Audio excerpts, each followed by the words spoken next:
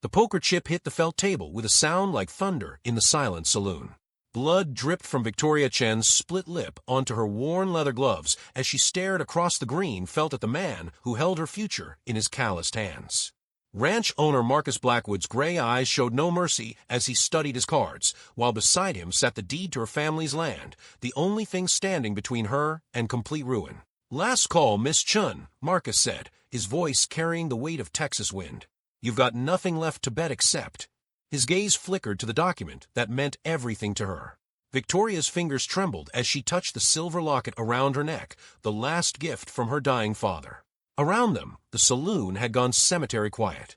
Even the piano player had stopped mid-song to watch this final hand play out. What happened next would either save her family's legacy or destroy it forever. And the man across from her had no idea that this beaten-down Chinese-American woman was about to change both their lives in ways neither could imagine. But before we dive into how Victoria Chen became the most feared poker player in Devil's Canyon, let me know where you're watching from in the comments below. And if you're new here, make sure to hit subscribe because this tale of courage, betrayal, and unexpected love is just getting started. 3 days earlier, Victoria had owned the most profitable trading post between Austin and El Paso. Now she sat in Murphy's saloon with nothing but the clothes on her back and a poker hand that could either save her or seal her doom. The trouble had started with her brother's death. Tommy Chen had always been the gambler in the family, but Victoria was the one with the head for business. While he charmed customers and told stories, she kept the books, managed inventory, and built relationships with suppliers from California to New Orleans. Their father's trading post had flourished under their partnership. Then came the fever that swept through Devil's Canyon like wildfire in dry grass. Tommy died on a Tuesday morning, delirious and calling for their mother who'd passed years before. Victoria buried him in the little cemetery behind the Catholic Church, even though Father Martinez had hesitated about consecrating ground for a Chinese family. "Your brother owed money," Jake Morrison had said, appearing at her door the day after the funeral. He wore a badge, but everyone knew Sheriff Morrison answered to whoever paid the most. Gambling debts. Legal obligations. Victoria had stared at the papers he thrust at her, trying to make sense of the numbers. Tommy had been betting amounts she couldn't fathom, using the trading post as collateral for games she'd never known about. The debt totaled more than the business was worth, more than their land was worth, more than everything their family had built over 20 years. "I don't have this kind of money," she'd whispered. "Then you got 3 days to find it, or we take the property." Morrison's smile hadn't reached his eyes. "Nothing personal, Miss Chen. Just business." Now, with those 3 days expired, Victoria sat across from Marcus Blackwood, the man Morrison worked for. She'd heard stories about Blackwood, how he'd arrived in Devil's Canyon 5 years ago with a wagon full of gold and a heart full of anger, how he'd bought up half the county before anyone realized what was happening, how he never smiled and never backed down from a fight. "Your brother was a fool," Blackwood said now, arranging his cards with precise movements. "But you're not him." Victoria studied his face, looking for tells. She'd learned poker from Chinese railroad workers who could read a man's soul through his eyes. Blackwood's eyes gave away nothing. "You know my brother?" she asked. "I knew his reputation. Fast with cards, faster with promises he couldn't keep." Blackwood set down his whiskey glass. "The question is, what kind of woman are you?" Victoria had asked herself the same question 1,000 times since Tommy's death. Her father had raised her to be practical, to think 3 moves ahead, to never take risks she couldn't afford. But practicality wouldn't save her now. "I'm the kind who honors her family's debts," she said finally, even when those debts weren't fairly made. The question caught her off guard. She studied Blackwood's expression, searching for hidden meaning. "What are you saying?" "I'm saying your brother was cheated." Morrison set him up with marked cards and loaded dice. Tommy never had a chance. Blackwood's voice carried no emotion, just fact. "The question is whether you're going to let that stand." Victoria's heart hammered against her ribs. "If you knew that, why didn't you stop it?" "Wasn't my business then. Might be now, depending on how you play this hand." She looked down at her cards, a pair of queens and 3 scatter numbers. Not strong enough to win against a serious player, but not weak enough to fold without a fight. Everything depended on what Blackwood was holding. "I'll see your bet," she said, "and raise you this." She pulled off her father's gold watch, the one thing of value she had left besides the land deed. Family heirloom. Worth more than money to the right person. Blackwood examined the watch, noting the Chinese characters engraved on the back. "Your father was a wise man. He taught you to read people, didn't he?" among other things. Then read me now. Tell me what you see. Victoria leaned back in her chair, ignoring the saloon patrons who'd gathered to watch. She studied Blackwood's hands, steady, scarred from ranch work, but gentle when he'd touched the watch. His clothes were expensive but practical, broken in from use rather than bought for show. His eyes held pain, the kind that came from loss rather than anger. I see a man who's carrying guilt, she said slowly. Maybe about something that happened before he came to Devil's Canyon. Someone he couldn't save. She paused. I see someone who recognizes another person trapped by circumstances beyond their control. For the first time since they'd started playing, Blackwood's expression shifted. Something almost like a smile crossed his face. You're good at this, he said. Better than your brother ever was. He set down his cards face up, 3 kings and 2 aces. A full house. Victoria's heart sank. She had nothing that could beat that hand. But you're right about the guilt, Blackwood continued, and about recognizing someone trapped by circumstances. He reached across the table and pushed the land deed toward her. I fold.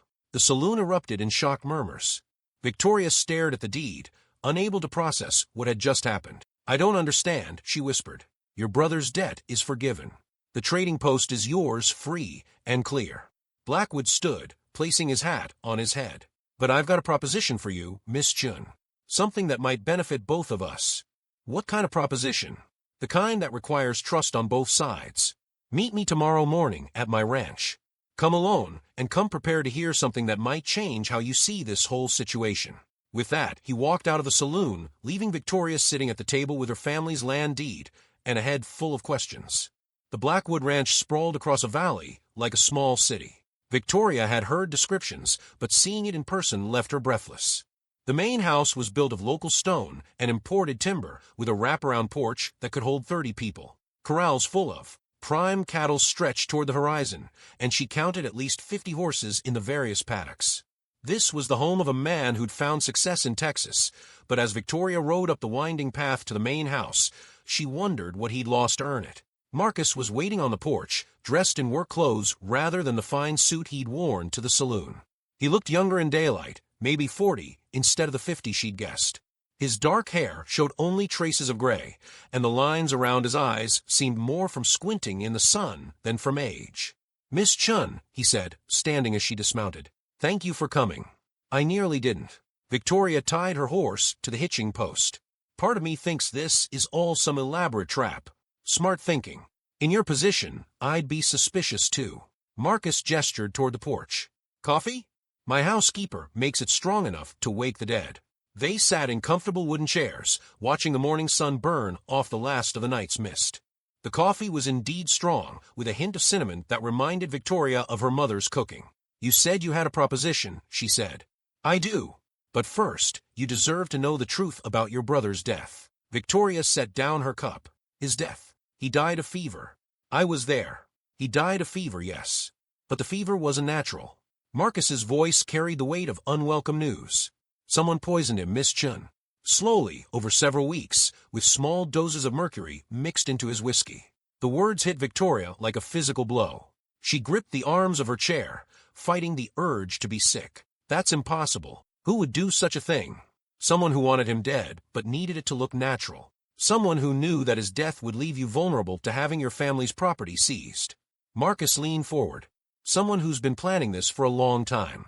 Morrison, Victoria whispered. Morrison's just the tool. The man behind this is someone with enough money and influence to corrupt a sheriff, enough patience to plan a murder over months, and enough cruelty to destroy an entire family for profit. Victoria's mind raced. Then why are you telling me this? If you're not involved, why do you care? Marcus was quiet for a long moment. I promise, he said finally, though I hope it doesn't come to that. It won't, Victoria said with more confidence than she felt. We're going to succeed because we have something Caldwell doesn't expect. Which is each other. Victoria picked up the recording brooch, feeling its weight in her palm. When do we do this? 3 days from now. Caldwell's staying at the Grand Hotel while he prepares for his investor meeting. You'll approach him tomorrow, set up the appointment. That gives us time to prepare and position everything. Victoria nodded, but something was nagging at her. Marcus, there's something I need to tell you. Something about Tommy that might be important. What is it? The week before he died, he was acting strange. Nervous, jumpy, like he was afraid of something. I thought it was just guilt over his gambling debts, but now. She paused, thinking back. He kept talking about a secret, something he'd discovered that was going to make everything right. He said he was going to be a hero. Marcus straightened. Did he say what kind of secret? No, but he did say it involved papers he'd found, documents that proved something important. Victoria's eyes widened as she made the connection. What if Caldwell didn't kill him just to get our land? What if Tommy had evidence of his crimes? Where would he have hidden it? Victoria thought frantically. Tommy had been secretive in his final days, disappearing for hours at a time, avoiding her questions about where he'd been. The cemetery, she said suddenly. Tommy spent a lot of time at our parents' graves toward the end. I thought he was just grieving, but what if he was hiding something there? Marcus was already moving, gathering supplies. We need to check tonight. If there's evidence there, it could be the proof we need to bring Caldwell down without putting anyone else at risk. They prepared quickly, loading a small wagon with shovels and lanterns. The ride to the cemetery took an hour through winding mountain paths, both of them tense with anticipation.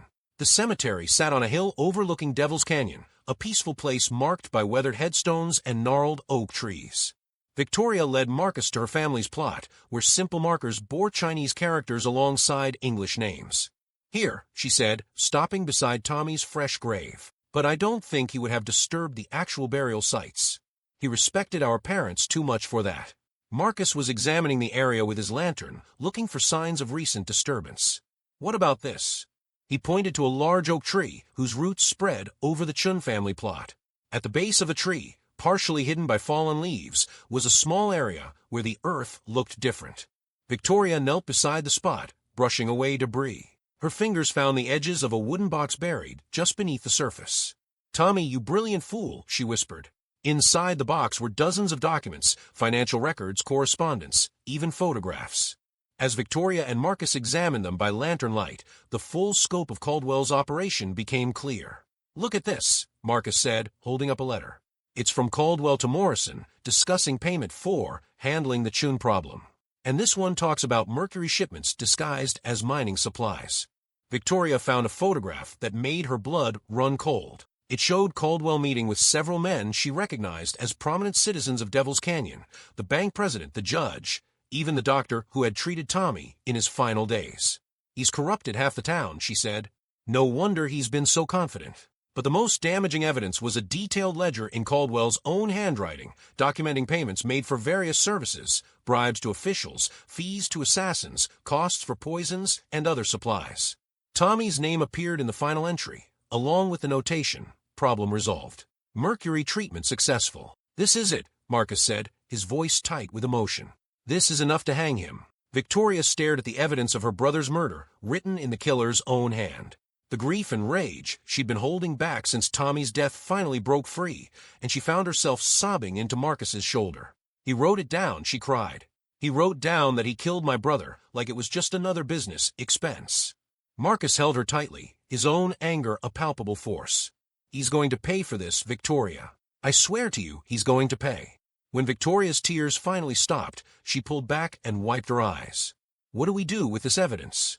"We make copies and hide the originals somewhere safe. Then we proceed with the original plan, but with a modification." "What kind of modification?" Marcus's smile was cold as winter. "We're not just going to record Caldwell confessing to his crimes. We're going to confront him with the evidence and let him know that his reign of terror is over." "That sounds more dangerous than the original plan." "It is, but it's also more likely to succeed. Caldwell's weakness is his arrogance. When he realizes we have proof of his crimes, he'll either try to bargain or try to eliminate us immediately. Either way, he'll reveal himself." Victoria considered this. The plan was risky, but the evidence they'd found changed everything. They no longer needed to trick Caldwell into confessing. They already had proof of his guilt. "All right," she said, "but we do this smart. We make sure we have backup plans and escape routes." "Agreed." "And Victoria," Marcus took her hands in his, "whatever happens, I want you to know that meeting you has been the best thing that's happened to me since I lost my family. You've given me hope again, given me a reason to fight for something instead of just running from the past." Victoria felt her heart swell with emotion. "You've given me the same thing. The strength to fight instead of just surviving." They sealed the promise with a kiss under the starlit sky, surrounded by the graves of those who had loved them. It should have been morbid, but but instead it felt like a blessing from the past and a promise for the future. Tomorrow, they would begin the final phase of their plan to bring Henry Caldwell to justice. Tonight, they had each other and the evidence they needed to succeed. But as they rode back toward town, neither of them noticed the rider following at a distance or saw him turn his horse toward the Grand Hotel where Henry Caldwell waited for news of their activities. The game was entering its final phase, and all the pieces were moving toward an inevitable confrontation. Victoria stood before the mirror in her temporary room above the bakery, adjusting the recording brooch on her dress. Her hands were steady, but she could feel the rapid beat of her heart against her ribs. In 2 hours, she would face Henry Caldwell in his hotel suite, armed with evidence of his crimes and a device that might record his confession. She looked different than she had a week ago. The pampered businesswoman was gone, replaced by someone harder, more determined. The ordeal had stripped away her illusions about safety and security, but it had also revealed depths of strength she hadn't known she possessed. A soft knock on the door interrupted her thoughts. "Come in," she called. Marcus entered, carrying a tray with coffee and biscuits. He'd been taking care of her in small ways since they'd found Tommy's evidence, as if he could somehow make up for all the loss and pain she'd endured. "How are you feeling?" he asked, setting the tray on the small table by the window. Terrified and eager at the same time. Victoria picked up the coffee cup, grateful for its warmth. Ready to face him, ready to make him pay for what he did to Tommy. Remember, the goal is to get him talking, to get him to confirm what we already know. Don't let anger make you reckless. Victoria nodded, though she wasn't sure she could promise to stay calm when confronted with her brother's killer. "Where will you be?" "In the room across the hall. Sheriff Morrison will be there too. We finally convinced him to listen to reason when we showed him the evidence." Marcus's expression was grim. Turns out Morrison was being blackmailed into cooperation. Caldwell has photographs of him taking bribes from other criminals. So we have an ally in law enforcement. A reluctant one, but yes. Morrison wants Caldwell stopped as much as we do now that he knows the full scope of his crimes. Victoria felt some of her tension ease. Having official backing made their plan less like vigilante justice and more like legitimate law enforcement. "There's something else," Marcus continued. "We received word this morning that federal marshals are already on their way to Devil's Canyon. Apparently, Caldwell's activities have attracted attention from Washington. Our evidence just confirms what they were already investigating." "Does Caldwell know?" "We don't think so, but means we need to move quickly. If he gets wind of federal involvement, he'll disappear and we'll never get another chance at him." Victoria finished her coffee and stood, smoothing her skirts. The recording device felt heavier than it should, a constant reminder of what she was about to attempt. "I should go," she said. "The appointment is in 30 minutes. Marcus caught her hand as she moved toward the door. "Victoria, if anything feels wrong, if you sense danger, don't try to be heroic. Just get out of there. The evidence we have is enough to convict him even without a confession." "I know, but I need to look him in the eye when he realizes he's been caught. I need him to know that Tommy didn't die for nothing." Marcus pulled her into his arms, holding her close. "Come back to me," he whispered against her hair. "I will," she promised. "We have too much to live for now." The Grand Hotel was the finest establishment in Devil's Canyon, a 3-story brick building that catered to wealthy travelers and business investors. Victoria had been inside only once before for a town celebration, and she'd been intimidated by its luxury then. Now, walking through the ornate lobby toward the stairs, she felt only cold determination. Caldwell's suite was on the 3rd floor, overlooking Main Street. Victoria knocked on the door precisely at 2 o'clock, her hand steady despite the adrenaline coursing through her system. The man who opened the door was exactly as Marcus had described: average height, gray hair, brown eyes, unremarkable features. He looked like a prosperous businessman, someone you might trust with your life savings. Only his eyes gave away his true nature, cold and calculating as a snake's. "Miss Chen," he said with a smile that didn't reach those cold eyes. "Please come in." The suite was elegantly furnished with imported furniture and expensive carpets. Floor-to-ceiling windows provided a commanding view of the town below. Victoria noted that there was only one way in or out, through the door she just entered. "Thank you for agreeing to meet with me, Mr. Caldwell," she said, settling into the chair he indicated. "Please call me Henry. And might I say, you're handling your recent troubles with remarkable composure." He poured brandy from a crystal decanter. "Drink." "No, thank you." Victoria kept her voice steady. "I prefer to conduct business with a clear head. Wise policy. I've found that alcohol clouds judgment, leads to poor decisions." Caldwell sat across from her, studying her face. Speaking of decisions, I understand you've reconsidered your position regarding your family's property. Recent events have clarified my priorities, Victoria replied carefully. I've realized that fighting a losing battle serves no one's interests. Pragmatism. I respect that in a person. Caldwell sipped his brandy. Your brother, unfortunately, lacked that quality. He was too emotional, too willing to take foolish risks. Victoria felt anger flare in her chest, but forced herself to remain calm. Tommy always was more of a dreamer than a businessman. Indeed, dreamers rarely survive long in this territory. Caldwell's smile was cold. They tend to have accidents. The casual way he referenced Tommy's death made Victoria's blood boil, but she forced herself to play her part. Which is why I'm here. I don't want to suffer the same fate. A sensible attitude. So what exactly are you proposing? Victoria took a deep breath, feeling the weight of the recording device against her chest. I'm prepared to sell you the Trading Post site at a fair price. I'm also willing to provide testimony that Tommy's death was from natural causes, should any questions arise. Caldwell leaned back in his chair, looking pleased. And in return, safe passage out of Texas and enough money to start over elsewhere. Somewhere far from Devil's Canyon and its unfortunate memories. How much money are we talking about? Victoria named a figure that was substantial but not unreasonable for what she was offering. Caldwell nodded approvingly. You drive a hard bargain, Miss Chen. But I think we can reach an agreement. He stood and walked to the window, gazing down at the street below. Tell me, what made you change your mind? Last I heard, you were quite determined to fight for your family's legacy.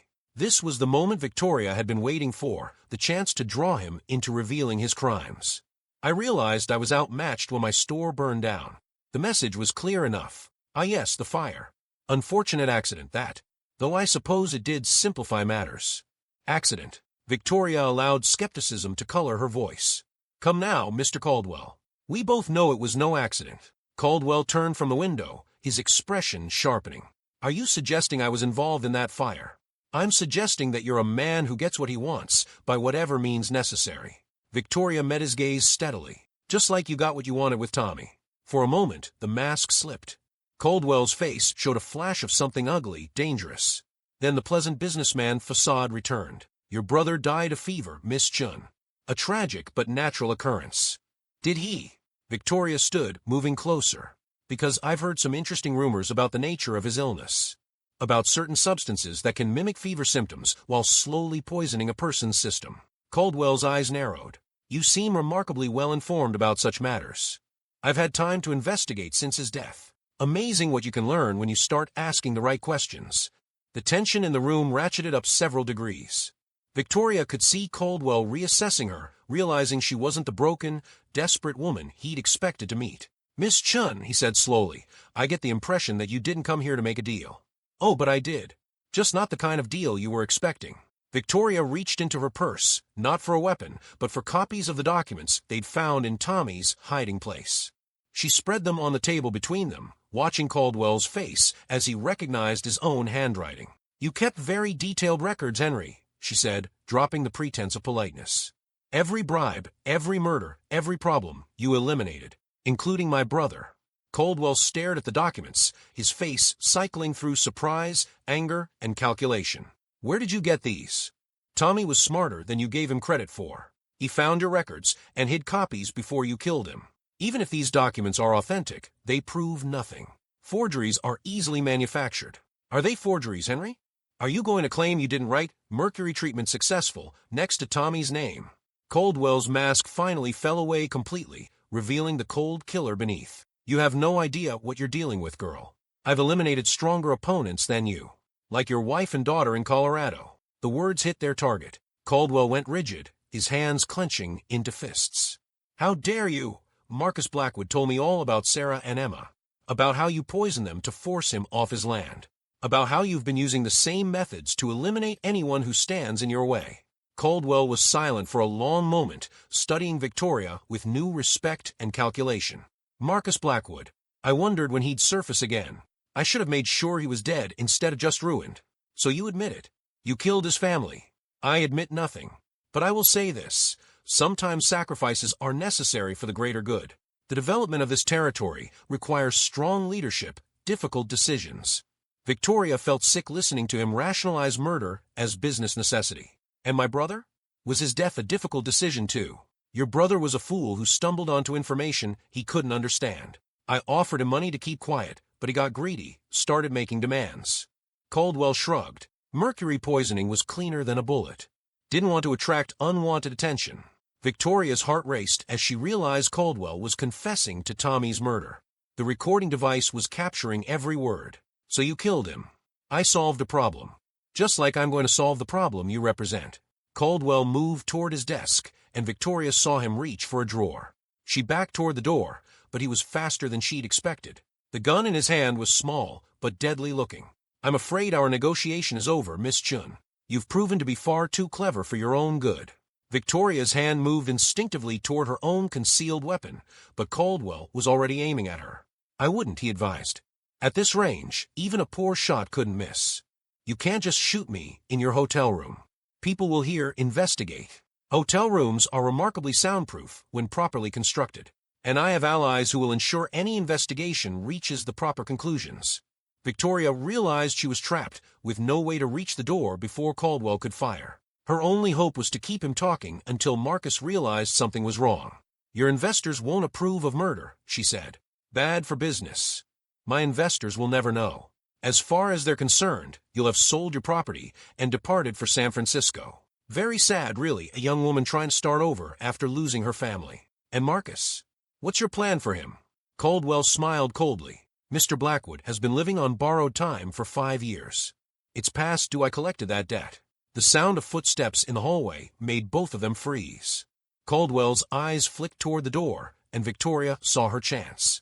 She dove sideways just as he fired, the bullet splintering the woodwork where she'd been standing. The door burst open, and Marcus rushed in with Sheriff Morrison behind him. Caldwell spun toward the new threat, but Marcus was already moving, tackling him before he could fire again. The two men crashed to the floor, fighting for control of the weapon. Victoria scrambled to her feet, drawing her own gun to cover them. It's over, Caldwell. Morrison shouted, his own weapon drawn.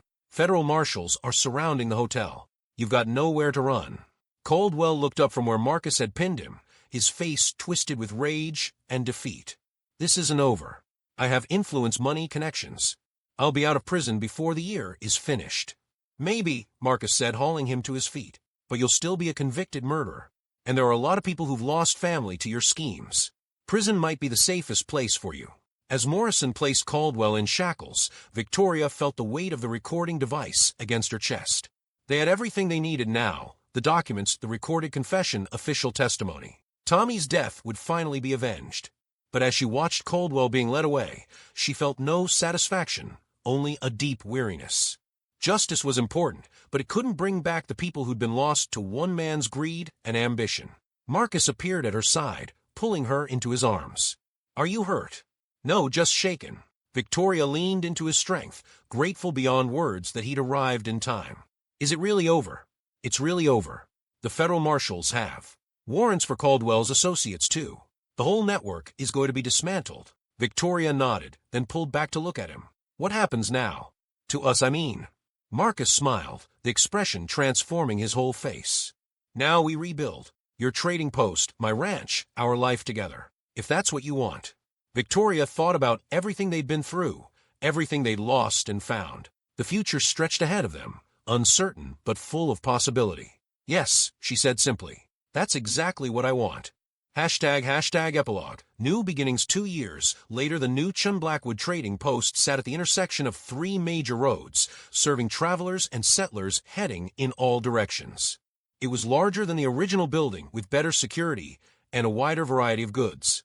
But more importantly, it represented something that couldn't be burned down or stolen, the determination of 2 people who'd refused to let tragedy define their future. Victoria stood on the front porch, watching Marcus work with a new horse in the corral behind the store. He'd been gentling the animal for weeks, using patience rather than force to earn its trust. It was the same approach he'd taken with her, she realized, giving her space to heal while making it clear he wasn't going anywhere. Mrs. Blackwood. Victoria turned to find Sarah Martinez, the young woman who helped run the store, holding a telegram. Victoria had married Marcus 8 months ago in a simple ceremony at the ranch, with half the county in attendance. It had been the happiest day of her life, but she'd kept her family name for business purposes. Thank you, Sarah. Victoria opened the telegram, scanning its contents. It was from a federal prosecutor handling Caldwell's case. Guilty on all counts. Stop sentence life. Imprisonment. Stop justice. Serve. Stop. Victoria folded the telegram, feeling a mixture of relief and closure. Henry Caldwell would spend the rest of his life in prison for his crimes. It wouldn't bring back Tommy or the other victims, but it ensured he could never hurt anyone else. Good news? Marcus asked, approaching the porch after finishing with the horse. Caldwell was convicted. Life sentence. Marcus nodded grimly. Good. He'll have plenty of time to think about what he's done. Victoria slipped her arms around her husband's waist, marveling again at how solid and real he felt. For so long after Tommy's death, she'd felt like she was floating, disconnected from the world around her. Marcus had anchored her, given her something to hold on to while she rebuilt her life. Any regrets? She asked, a question that had become something of a ritual between them. None, Marcus replied, kissing the top of her head. Best decision I ever made, buying that poker hand from a desperate woman in Murphy's saloon.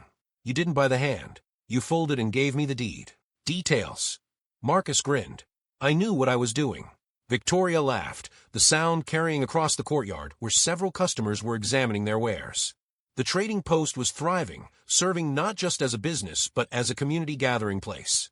People came not just to buy goods but to share news, make connections, find help when they needed it. It was what her father had envisioned when he'd first established the original trading post, a place that brought people together rather than driving them apart.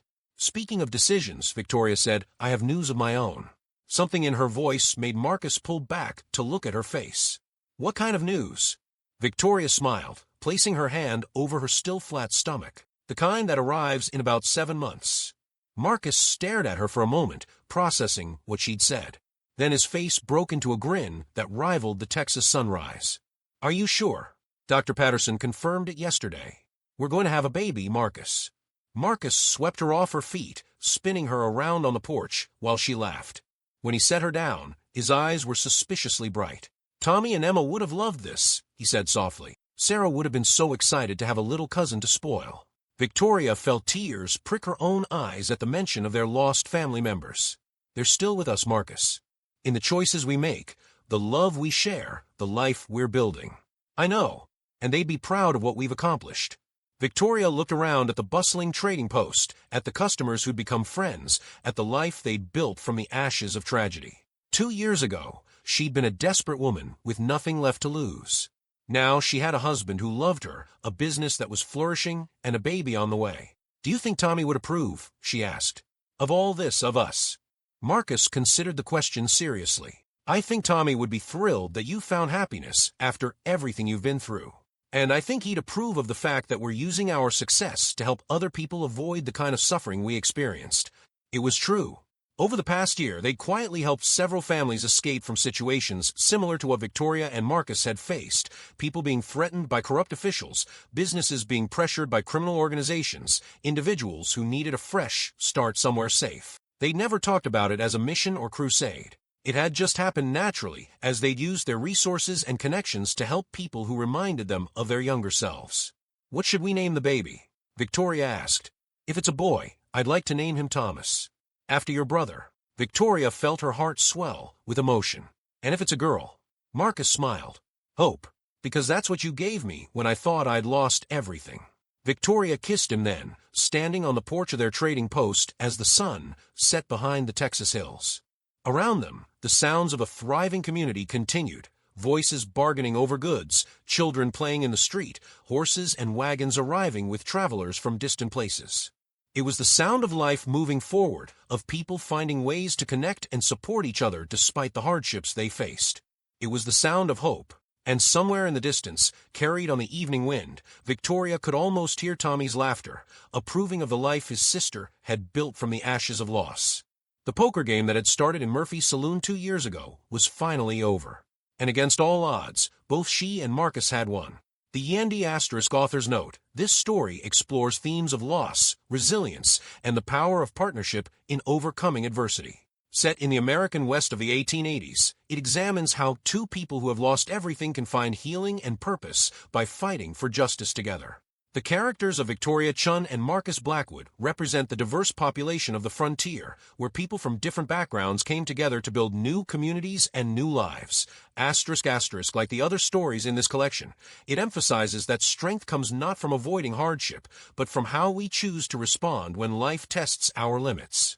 Victoria and Marcus find that by supporting each other and fighting for what's right, they can transform their pain into purpose and their loss into lasting love. Asterisk long moment, staring out at his cattle. When he spoke, his voice carried old pain.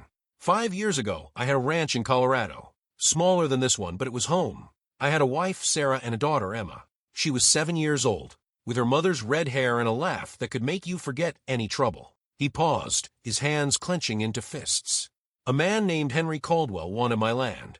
It sat on a river that ran through his property, and he needed the water rights for a mining operation. When I refused to sell, things started happening. Cattle died mysteriously. Buildings caught fire. Workers quit because they were afraid. Victoria waited, sensing there was worse to come. Then Sarah and Emma got sick. Same symptoms as your brother: fever, delirium, wasting away. I brought in doctors from Denver, from St. Louis. Nothing helped. His voice broke slightly. They died within 2 days of each other. I was so focused on trying to save them that I didn't realize what was happening until it was too late. Mercury poisoning, Victoria said quietly. Mercury poisoning. By the time I figured out, Caldwell had already filed claims on my land, saying I'd defaulted on loans I'd never taken. I had to choose between staying to fight a legal battle I couldn't win or leaving to stay alive. So you came here. I came here with nothing but gold I'd hidden before Caldwell could steal it, and a vow that I'd never let another family suffer what mine did. Marcus looked at her directly. When I heard what happened to Tommy, when I saw Morrison's involvement, I knew the same pattern was starting again. Victoria felt pieces clicking into place. You think Caldwell is here? In Devil's Canyon? I don't think it, Miss Chun. I know it. He's been buying property through shell companies, using different names, but it's him. And your trading post sits on the main road between 3 major cattle ranches. Control that road, and you control the flow of commerce through the entire region. The magnitude of what Marcus was telling her slowly sank in. He killed Tommy to get to our land. And he'll kill me too if I get in his way. Not if I can help it. Marcus stood, pacing to the porch railing. That's my proposition. We work together to expose Caldwell and bring him to justice. You know this town, the people, the businesses. I have money and resources. Together, we might be able to do what neither of us could accomplish alone. Victoria considered this. What makes you think we can succeed where you failed before? Because this time, I'm not trying to save people I love while fighting an enemy I don't understand. This time, I know what I'm up against. His gray eyes hardened. And this time, I'm not alone. The offer was tempting, but Victoria had learned to be cautious. What's in it for you? Really? If Caldwell is as dangerous as you say, why risk confronting him again? Marcus was quiet for so long that Victoria wondered if he'd heard the question. When he finally spoke, his voice was barely above a whisper. Because I dream about them every night. Sarah and Emma. They asked me why I didn't save them, why I ran away instead of fighting back. He turned to face her. I can't bring them back, but maybe I can keep Caldwell from destroying another family. Victoria studied his face, seeing the genuine pain there. She thought about Tommy, about the way he'd writhed in fever, calling for their parents. If Marcus was right, if Tommy had been murdered, then someone needed to pay for that crime. All right, she said. I'll work with you. But I have conditions. Name them. First, we do this legally. I won't be part of vigilante justice, even if Caldwell deserves it. Second, my trading post remains mine, regardless of what happens. And third, she stood, moving closer to him. If you're lying to me, if this is some elaborate scheme to steal my land yourself, I will find a way to destroy you. Do we understand each other? Marcus extended his hand. We understand each other perfectly, Miss Chun. As Victoria shook his hand, she couldn't help but notice how warm and solid his grip felt. For the first time since Tommy's death, she didn't feel alone.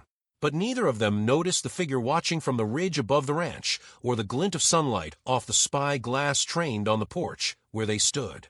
The first attempt on Victoria's life came 3 days after her meeting with Marcus. She was working late in the trading post, taking inventory of the supplies that had arrived that afternoon, when she heard the soft scrape of boots on the wooden floor behind her.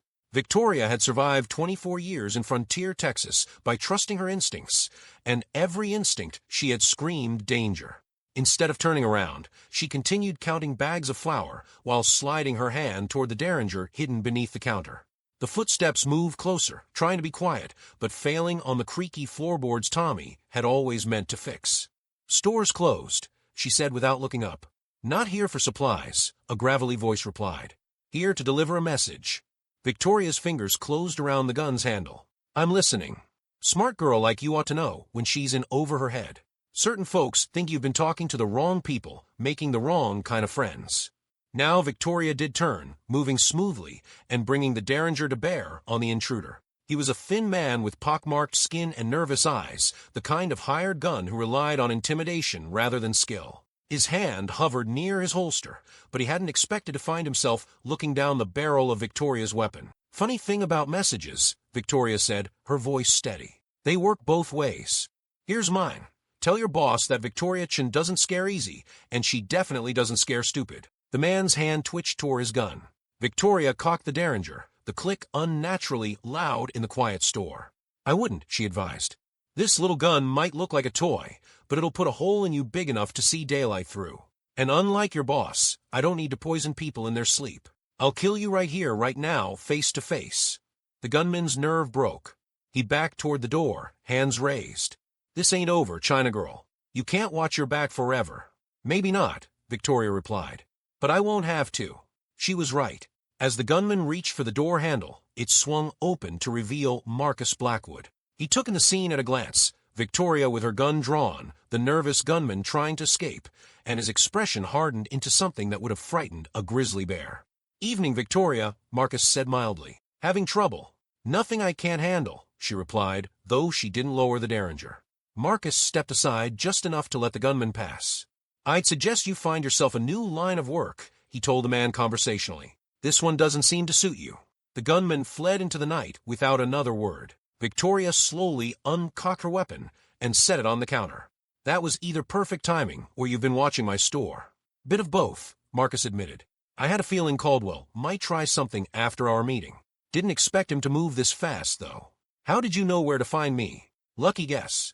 Also, I've been keeping an eye on strangers in town. That fellow's been drinking at Murphy's saloon for 2 days, asking questions about your schedule." Marcus moved deeper into the store, examining the shelves of goods. "Nice operation you have here. Tommy did good work." Victoria felt a familiar pang at her brother's name. "He was better with people than I am. I'm better with numbers and planning. Both skills are useful, especially now." Marcus picked up a bolt of silk, running the fabric between his fingers. "This came from San Francisco." "San Francisco, then overland through Los Angeles. It's expensive, but there are enough wealthy wives in the county to make it profitable." Victoria studied his face. "You seem to know fabrics." "My wife loved beautiful things. I learned to appreciate them through her eyes." His expression grew distant. She would have liked this color. Blue was always her favorite.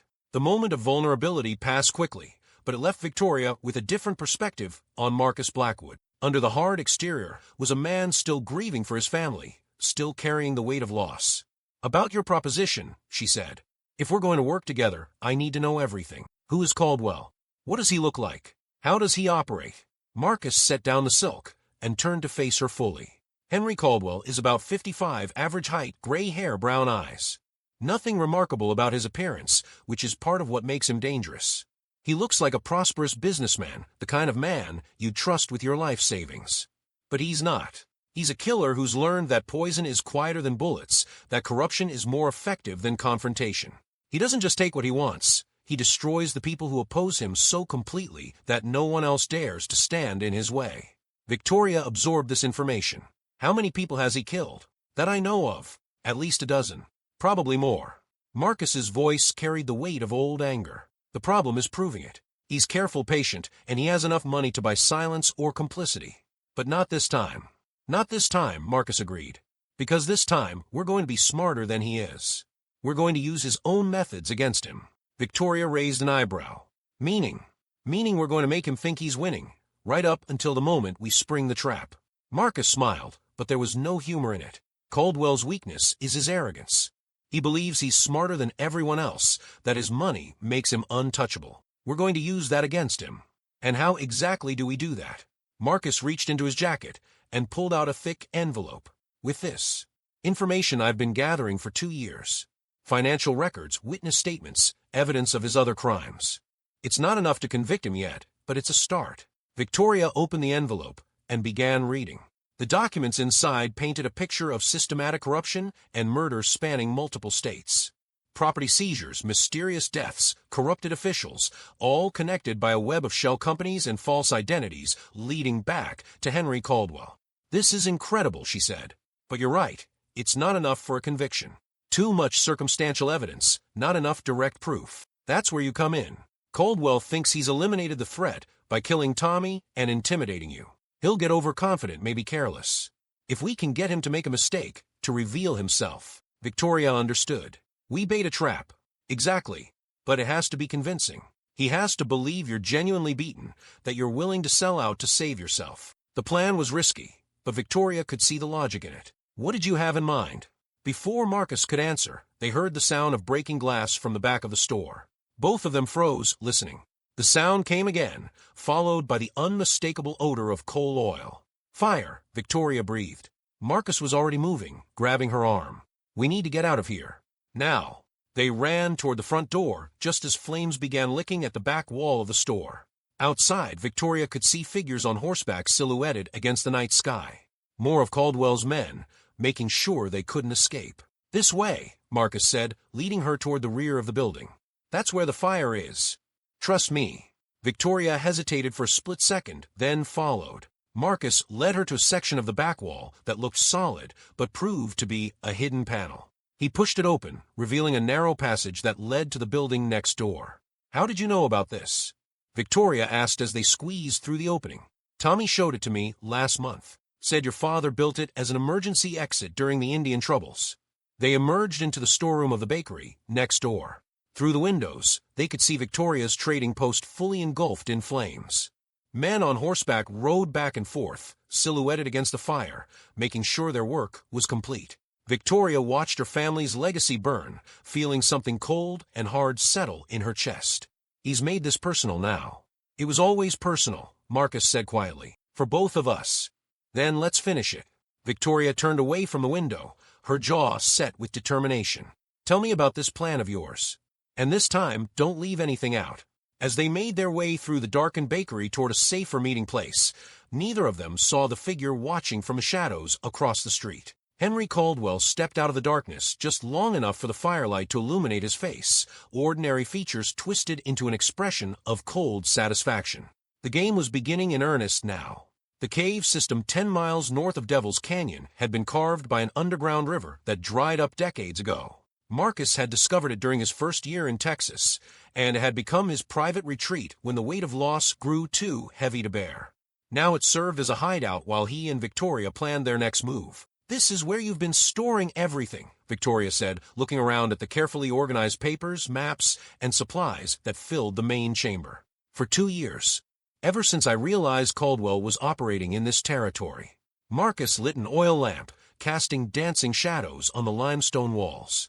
"It's completely hidden from the outside, and there are multiple exits if we need to run." Victoria studied the maps pinned to one wall, noting the red pins marking properties Caldwell had acquired and black pins marking suspicious deaths. The pattern was clear once you knew what to look for. "He's been planning this for a long time," she said. "At least 3 years. Probably longer." Marcus joined her at the map wall. "Your trading post was always the key. Control that road, and you control commerce for the entire region." But he needed to make sure there were no competing interests. Victoria's finger traced the black pins. All these people, all obstacles to his plan. Ranchers who wouldn't sell, business owners who wouldn't cooperate, officials who couldn't be bought. Marcus's voice carried old grief. "Sarah and Emma weren't the first, and you and Tommy weren't going to be the last." The cave fell silent except for the distant sound of water dripping somewhere in the depths. Victoria moved away from the maps, unable to look at the evidence of so much death. "The fire destroyed everything," she said. "All of my inventory, my father's records, even Tommy's personal things. I'm sorry. I know how much that place meant to you." Victoria wrapped her arms around herself, suddenly cold despite the warmth of the evening. "It was all I had left of them. My parents, Tommy, their whole lives were in that building." Marcus watched her struggle with grief, recognizing the pain in her posture. "What would your father have done?" If he were here, facing this situation? The question surprised Victoria. She considered it, thinking back to the stories her father had told about coming to America with nothing, building a business through careful planning and hard work. He would have adapted, she said finally. He always said that in America, you could lose everything and still start over, as long as you didn't lose yourself. Smart man. He was. He survived the gold rush, Indian raids, economic panics, floods, droughts. Nothing stopped him for long. Victoria straightened, feeling some of her father's determination flowing through her. He wouldn't want me to give up because of one setback. Then we rebuild. Different location, different approach, but the same goal. Victoria turned to face Marcus, seeing him clearly in the lamplight. The strong jaw, the gray eyes that had seen too much sorrow, the hands that had learned gentleness through loss. For the first time, she allowed herself to really look at him as a man rather than just an ally. "Why are you doing this?" she asked. "Really, you could take your money and start over somewhere else, somewhere Caldwell would never find you. Why stay and fight?" Marcus was quiet for a long moment, his gaze distant. Because running didn't bring them back. Because letting Caldwell win won't ease the guilt. He looked at her directly. And because some things are worth fighting for, even if the fight might destroy you. Something in his voice made Victoria's pulse quicken. The air in the cave seemed suddenly charged with electricity, like the moment before a thunderstorm breaks. "Marcus," she said softly, "I know what you're thinking," he said, stepping closer. "That this is a bad idea, that we're partners in business, not anything else. Is that what I'm thinking? Isn't it?" Victoria considered the question honestly. 3 weeks ago, she'd been a respectable Chinese-American businesswoman focused solely on maintaining her family's trading post. Now she was hiding in a cave with a man she barely knew, planning to take down a murderer who'd killed her brother. Everything about her current situation was insane. Everything except the way she felt when Marcus looked at her like she mattered, like she was worth fighting for. "No," she said quietly, "that's not what I'm thinking at all." The space between them seemed to shrink without either of them moving. Victoria could see the pulse beating at the base of Marcus's throat, could smell the combination of leather and wood smoke that clung to his clothes. "Victoria," he said, her name soft on his lips. "I know this is complicated," she whispered. "I know we have bigger problems to worry about. But I also know that life is fragile, that people can be taken away without warning." She reached up to touch his face, feeling the rough texture of his jaw under her palm. "I don't want to miss this chance because I was too afraid to take it." Marcus covered her hand with his, pressing it against his cheek. "I haven't felt this way about anyone since Sarah. I wasn't sure I could feel this way again. But you do. God help me, yes. From the moment I saw you in that saloon, refusing to back down even when you had nothing left to bet." His other arm came around her waist, pulling her closer. "You're not Sarah. You're stronger, more independent, more willing to fight. But you make me remember what it felt like to have something worth protecting." Victoria felt tears prick her eyes at the honesty in his voice. "I'm scared," she admitted. "Of Caldwell, of what we're planning, of this." She gestured between them. "So am I. But maybe being scared isn't a reason to stop. Maybe it's a reason to be more careful with what matters." When he kissed her, it was gentle at first, tentative, as if he was afraid she might disappear like a dream. But Victoria kissed him back with all the passion she'd kept locked away, all the loneliness and grief and hope she'd been carrying since Tommy's death. The kiss deepened, became urgent, desperate, full of the knowledge that they might not survive what was coming. Marcus's hands tangled in her hair, while Victoria pressed herself against the solid warmth of his body, grounding herself in the reality of his presence. When they finally broke apart, both were breathing hard. "This changes things," Marcus said. "Everything's already changed. Tommy's dead, my business is burned, I'm hiding in a cave planning to confront a killer." Victoria smiled up at him. "Adding this to the list doesn't make things any more complicated, doesn't it?"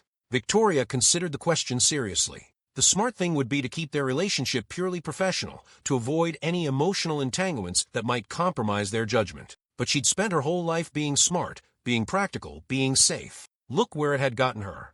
"No," she said firmly. "If anything, it makes things clearer. I have more reasons to want to see Caldwell stopped, more reasons to make sure we both survive this." Marcus smiled, the expression transforming his whole face. "In that case, Miss Chen, would you like to hear the rest of my plan? I thought you'd already told me everything. The broad strokes, yes. But there are details you need to know, especially about the part you'll be playing." His expression grew serious again. "It's going to be dangerous, Victoria. More dangerous than anything you've faced so far. Tell me." Marcus led her to a table covered with papers and sketches. Caldwell's planning something big.